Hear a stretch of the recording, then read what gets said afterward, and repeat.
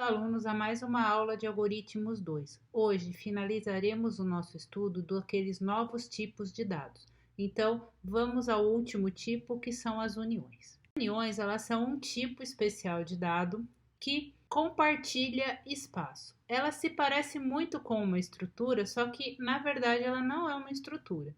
Ela é um tipo de dado que tem membros também, que tem itens lá dentro, só que esses itens eles são usados um de cada vez apenas. Então, ele vai compartilhar memória, certo? A memória é compartilhada entre todos esses tipos que estão lá dentro e apenas um utilizado. Então, diferentemente da struct, que a struct ela aloca espaço para todas as variáveis. E aquele espaço ele fica alocado o tempo todo. Então, toda vez que você utilizar uma variável de dentro de uma estrutura, ela vai estar lá disponível, o espaço dela é só dela e ela vai estar sempre ali funcionando. Já numa união, isso não é feito. Na união, é alocado apenas o espaço suficiente para o maior dado. Então, todo aquele outro dado, né, que são menores vão ser encaixados dentro desse único espaço que é o maior. Então, a gente vai utilizar apenas um de cada vez, porque senão você já imaginou, se é um espaço só a gente vai passar coisa em cima uma da outra. Só que, para alguns casos, a união é extremamente interessante por causa da economia de espaço. Se você vai utilizar apenas um dos itens de cada vez. Então, tem que tomar esse cuidado. Uma união ela é muito parecida com a struct. Então, ela tem uma palavra reservada aqui, union, para mostrar que é uma união. Ela tem um nomezinho, certo? Então, eu tenho que dar um nome para esse tipo de dado. E aqui eu tenho os meus membros, exatamente igual de uma estrutura.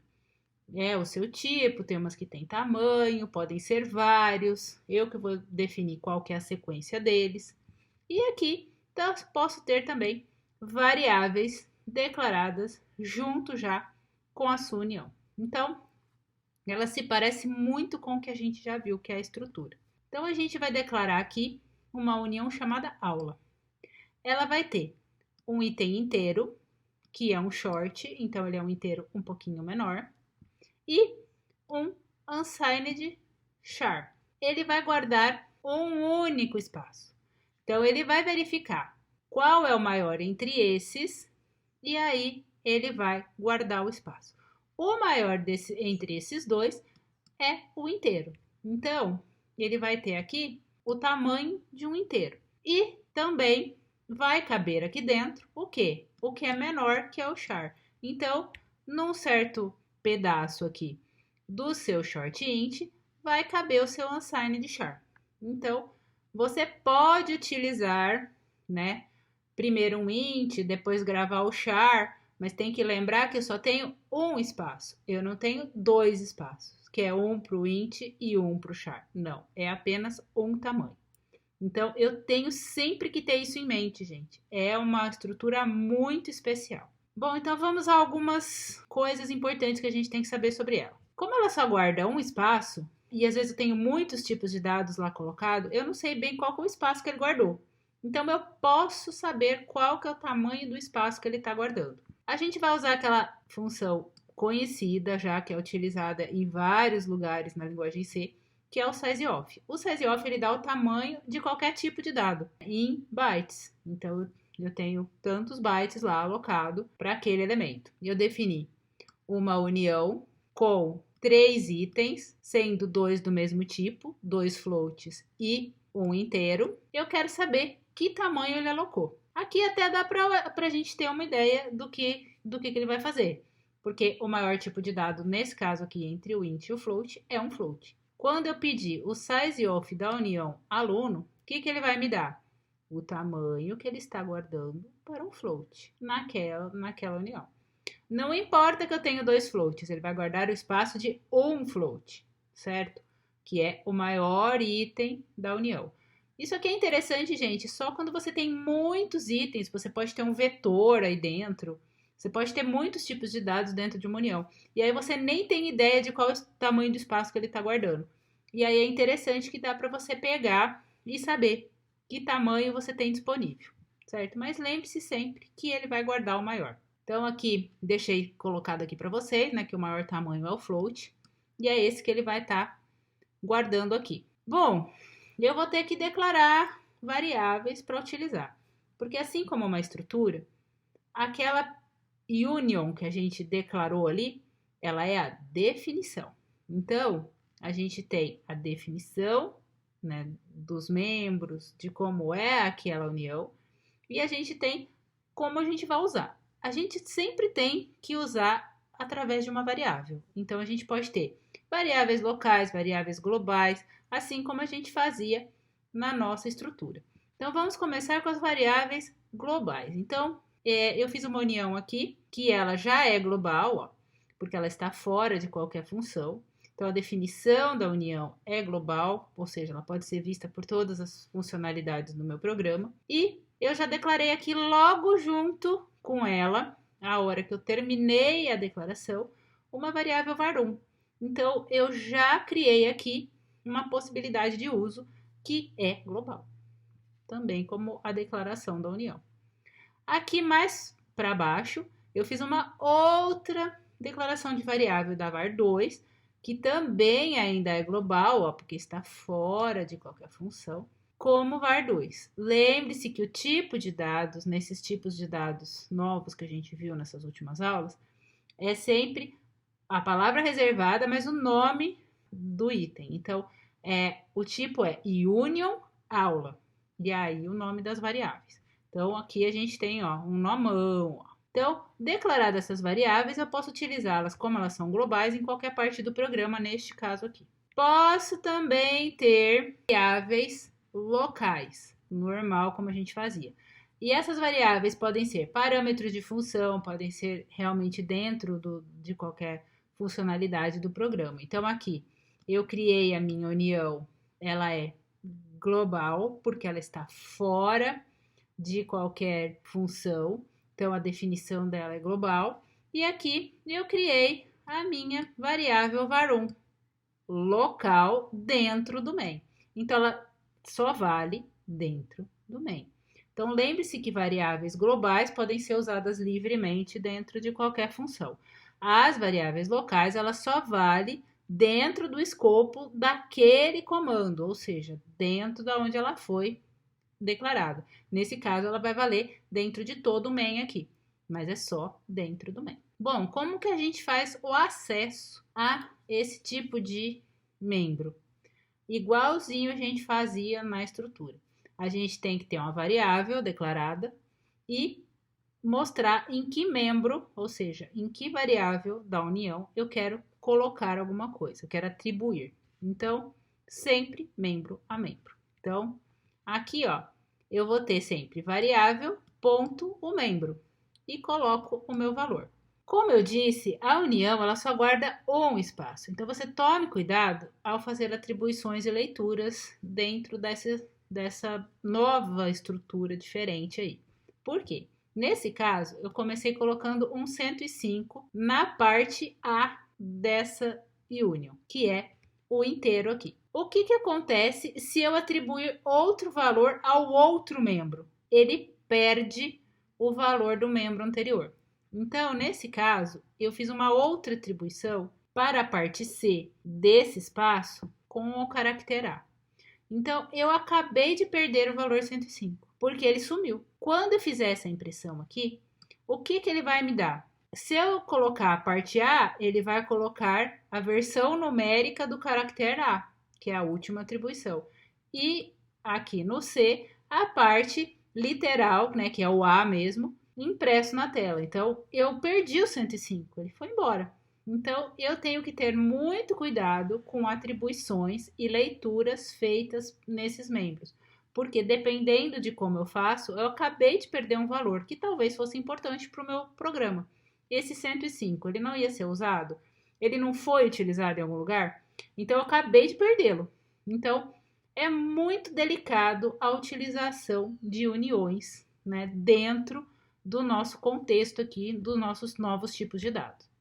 Então, não pode fazer arbitrariamente aí atribuições, né? E ele vai perder as anteriores, sempre, é o que eu deixei aqui no quadrinho. Leitura é o mesmo problema que a gente teve na atribuição do exemplo anterior.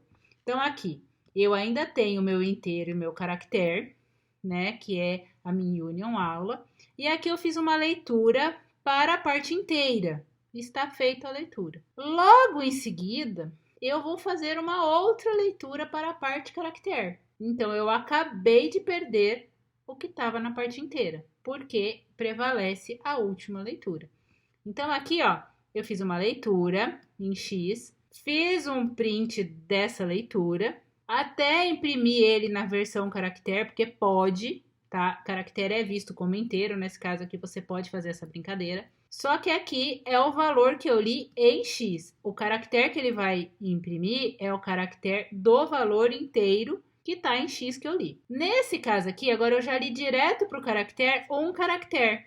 Aqui, ó, C. E aí, o que aconteceu? Eu perdi o X, o valor anterior. Aí eu li esse novo valor e até posso imprimir a versão inteira desse caractere que eu acabei de ler, como eu fiz aqui, ó, imprimir ele como inteiro e ele como caractere, porque nesse caso dessa união aqui do nosso exemplo, do nosso teste, ele é inteiro e o caractere pode ser visto como um número inteiro. Então, aqui a gente dá para fazer essa brincadeira. Nem sempre isso é possível, porque os tipos podem ser muito diferentes, tá, gente? Então, pode não ser possível. Você pode ter um vetor numa parte do tipo, aí uma outra variável ser um inteiro e uma outra variável ser um vetor de char, por exemplo. Um vetor de outra coisa, um outro tipo de dado, uma estrutura. Então, não tem como você brincar desse jeito. Nesse exemplo nosso, deu pra gente fazer essa brincadeirinha aqui. Mas nem todo exemplo dá pra gente fazer esse tipo de brincadeira. Então,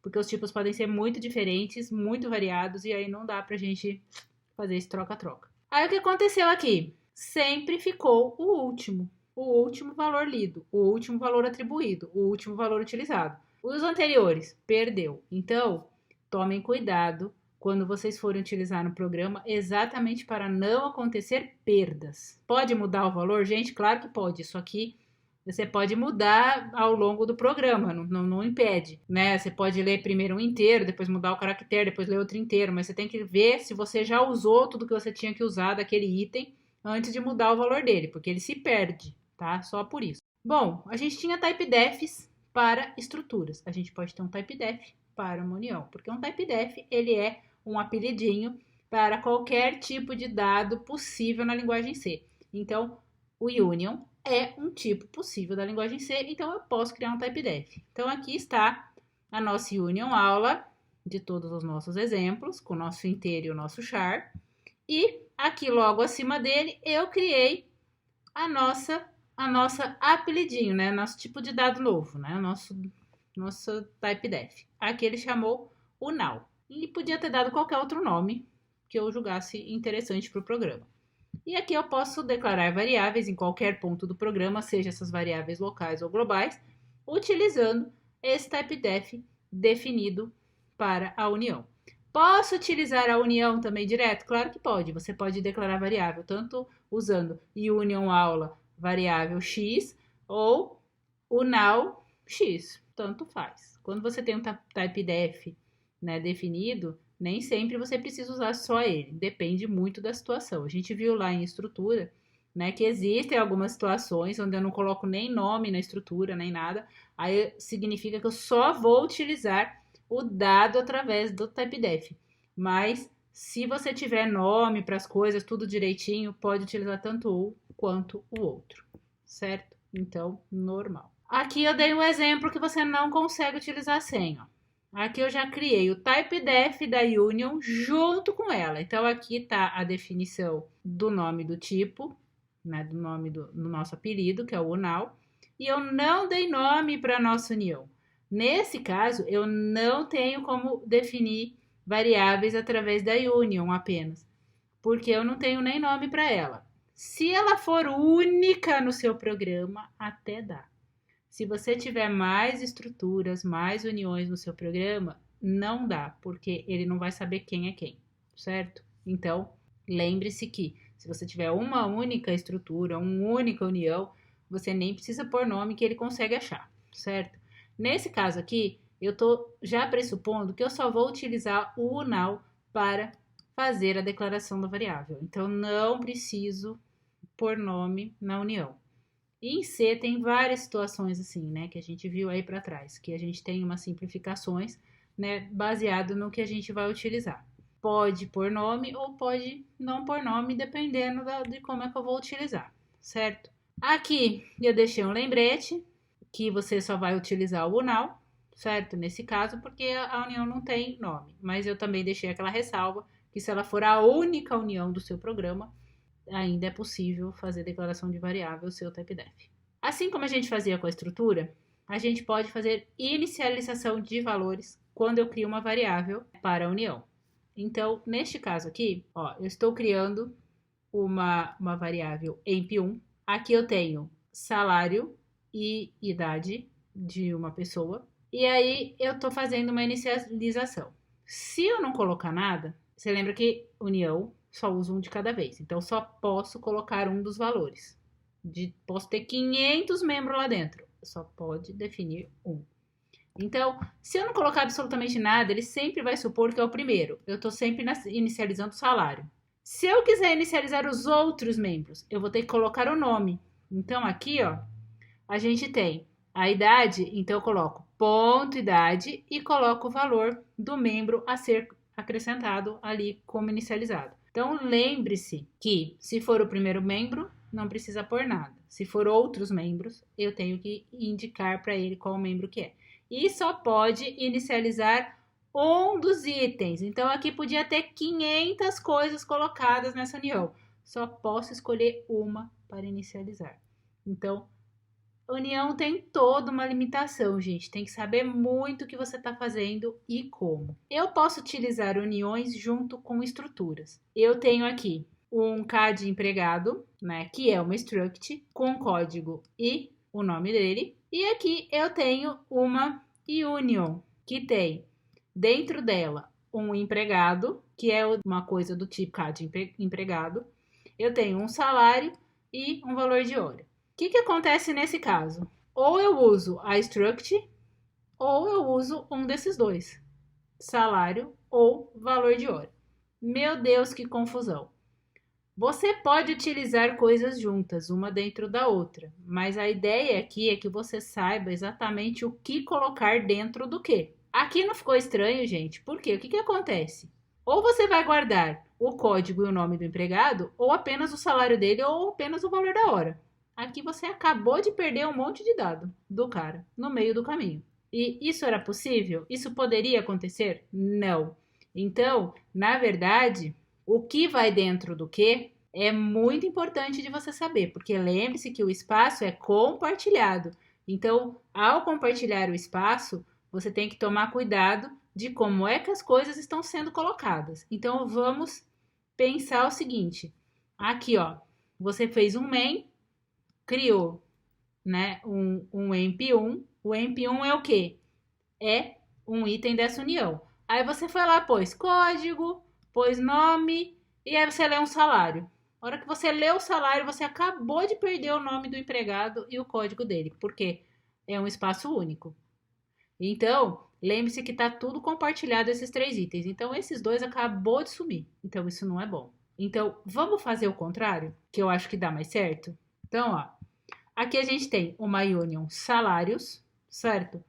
Que pode ser o salário do cara ou hora. Então, ele pode ser mensalista ou horista. Ótimo, porque ele é um ou outro. Perfeito. E aqui eu tenho uma struct de cadastro de empregado que tem dentro dela o quê? Eu tenho a nossa union. Por quê? Eu vou colocar o código do empregado, o nome dele e o tipo de salário. Ou o salário dele mensal ou o valor da hora dele. Então, perfeito. Não perdi nenhum dado importante. Então, a gente tem que ficar muito atento, gente, o que a gente põe dentro do quê? Porque senão você perde as informações e não podemos perder informações. Então, aqui nesse caso, né, você vai precisar de uma coisa muito legal para te ajudar. A gente pode até colocar ela como uma variável dentro da struct empregado, que é o tipo do empregado. Porque quando você vai fazer a leitura, como é que você sabe que ele é aurista ou mensalista? Você tem aqui, ó, o tipo do empregado. Pode ser uma variável inteira, gente. Para, por exemplo, para assalariado e 2 para horista. Então, isso você pode manter dentro da estrutura. É um item extra para que você saiba em que parte da união você colocar as coisas.